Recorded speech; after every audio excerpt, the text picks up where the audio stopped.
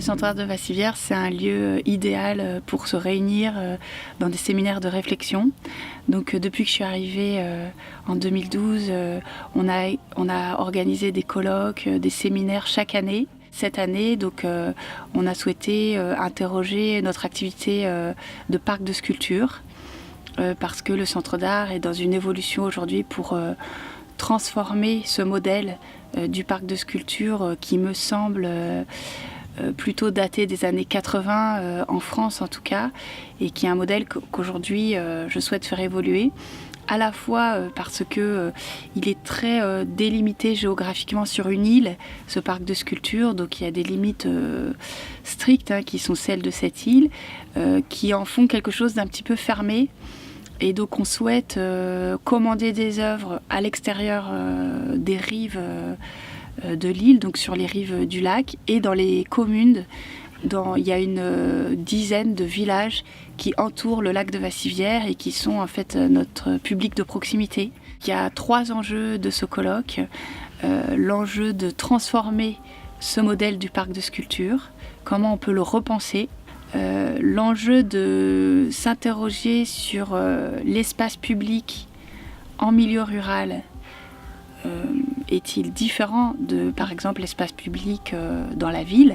Ensuite, le 3e enjeu, c'est la participation. Comment aujourd'hui on peut être travailler beaucoup plus en lien avec les habitants, avec les citoyens. Cette idée de réciprocité des savoirs, où l'institution n'est pas détentrice d'un savoir qu'on pourrait délivrer à un public qui serait plutôt du coup dans un rapport de consommation. Cette réflexion-là, en fait, on l'a à la fois dans le service des publics du Centre d'art, sur comment on peut, par exemple, produire un discours sur l'art qui ne soit pas un discours qui vienne uniquement de nous.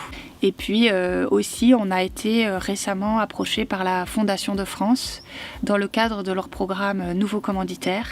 Et ce dispositif-là, ce sont vraiment les personnes habitantes, citoyennes, des associations ou des collectifs d'habitants qui vont devenir commanditaires et qui vont eux-mêmes commander une œuvre d'art.